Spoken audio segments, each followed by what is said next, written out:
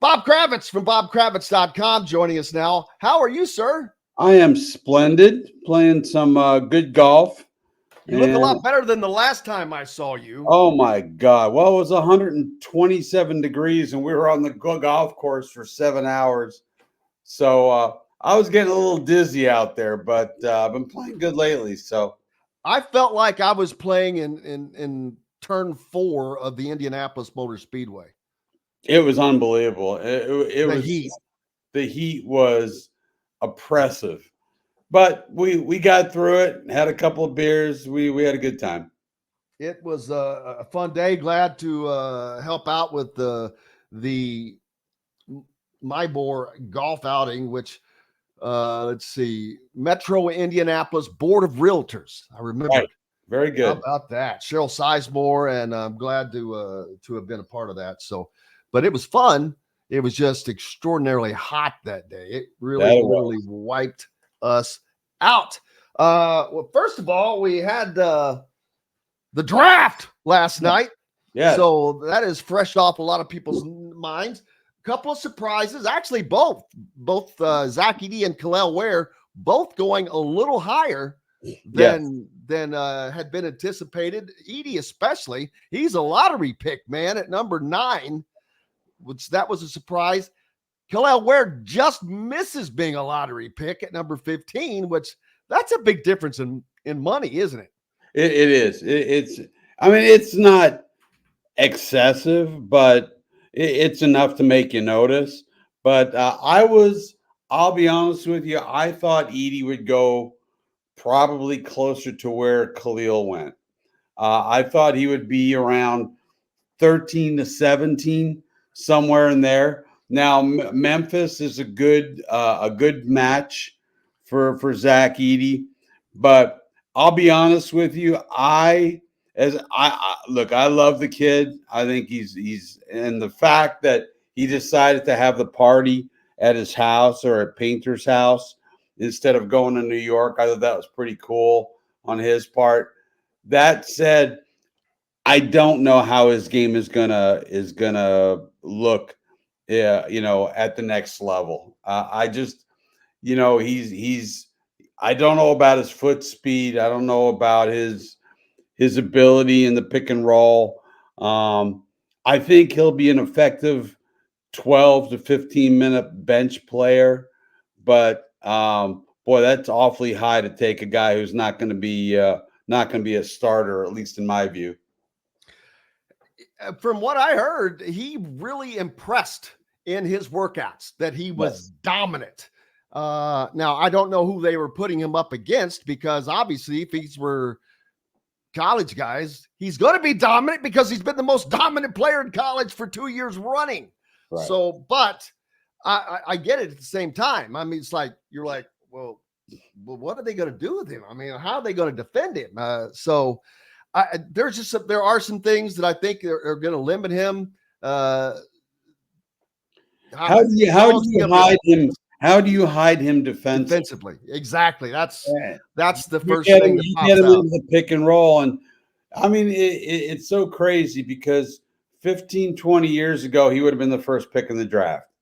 I mean, he would have been Yao Ming, the Canadian Yao Ming.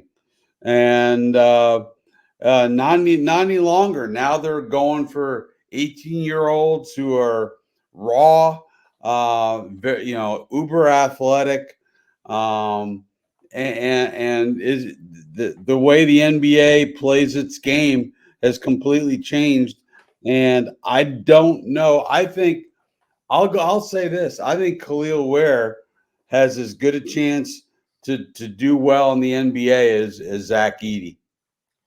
Oh, absolutely, because he has some tools that Zach does not have. Right, he can shoot from the perimeter, and he's more athletic. He has better mobility, better quickness. Probably he's probably going to have more longevity as far as minutes in a game. Can get up and down the floor. I mean, lugging 300 pounds up and down that floor is not exactly easy. No, but that said, he did it. He did it at Purdue and got them to the national championship game. So it's not like John Morant is going to go up and down the floor 7 times by the time Zach gets up the floor once. I mean, he is amazingly agile for a guy who's 7'4", 300 pounds, or I'm sorry, 299. I would gain that pound just to say 300 personally, but that's just me. Um, no, I would lose it just to say I'm under 300, baby. yeah, maybe so, maybe so. But no, I think he'll have an effective career. I don't know that he'll have the kind of career that you would expect from a guy who's picked 9th in the draft. But that said, it was a historically weak draft. I mean, and I don't just say that because it's a bunch of foreign, international players who we've never heard of, like Zachary Rizache, Alex Sarr. If you talk to the NBA people, they'll tell you this is a historically weak draft. Yeah, that was the sentiments of Chris Denari when we spoke to him last week. He'll be on with us today, but he talked about that. So the fact that some of these guys were able to get up there, they took advantage of that. Wow, absolutely. And how Zach did the right thing. Zach waited 1 year. He was a 2nd-round draft pick last year. How much money did he make for himself and his family? What a great move. And again, that's one of those deals where NIL was a good thing. Not only did it put money in his pocket, but he felt comfortable staying in West Lafayette for an additional year to improve his draft stock without fear of losing money. So he went from 2nd round to lottery pick, and he's got a chance. I know they're talking about starting him in Memphis, but I see him as a bench guy. I just until he can shoot from mainly, but also because of the minutes that he's going to be able to put in. I mean, your starters are, usually guys that are going to play the bulk of your minutes. Right. But he did at Purdue. He played, excessive numbers of minutes, and he had no problem. It's not like the court is any damn longer. So I think as far as that goes, he'll be fine. I just don't know that he's got the skill set yet to be a starter and be an effective starter. Yeah, well, and that's, first of all, that's because of being an NBA freshman. That usually is there. That's usually a hurdle to get over, because there is an acclimation that you have to make, especially for a guy who has come off of being the most dominant player in the game for 2 years. Well, now you step up to a layer where you are no longer the most dominant. Right. Not only are you not the most dominant, you're not the most dominant on your team, probably. Right. Well, you got, yeah. He needs to develop, and we actually talked about this before the Fairleigh Dickinson game. The importance of developing a 3-point shot. You look at Brook Lopez. Brook Lopez couldn't shoot a lick when he came out of school, and he developed a terrific 3-point shot. I see no reason why a guy as talented as Zach Edey can't become a decent perimeter shooter. We'll certainly find out, but it was a good draft for area teams. Indiana getting a 1st-round draft pick for the 2nd consecutive year. That says that speaks to recruits. Not only the 2nd, but they three guys in the last 2 years have gone to the NBA draft. That speaks volumes, that even when you're not winning at the level you'd like to be winning, that they could do that. But what's up next for you, sir?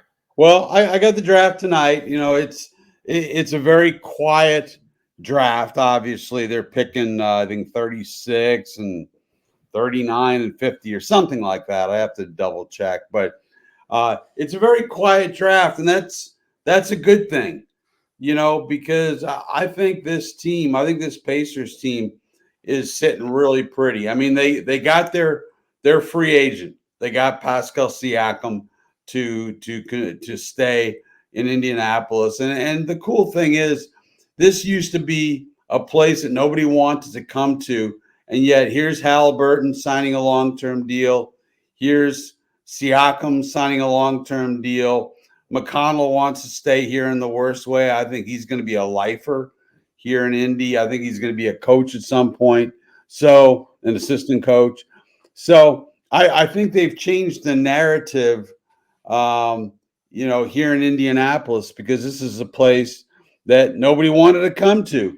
And I think it says a lot about the organization, and it says a lot about the city. Hello, everybody. Jim Coyle with Indiana Sports Beat Radio, and thank you for enjoying our content and videos. And make sure you hit that subscribe and notifications toggle so you don't miss out on anything, whether it's Indiana Hoosiers, the Boilers, the Colts, the Pacers, Indiana high school action, whatever is happening in sports. We're trying to bring it all to you, and make sure you don't miss out on a thing. Again, hit the subscribe button for us. Helps us out a ton. We appreciate each and every one of you. Thank you so much.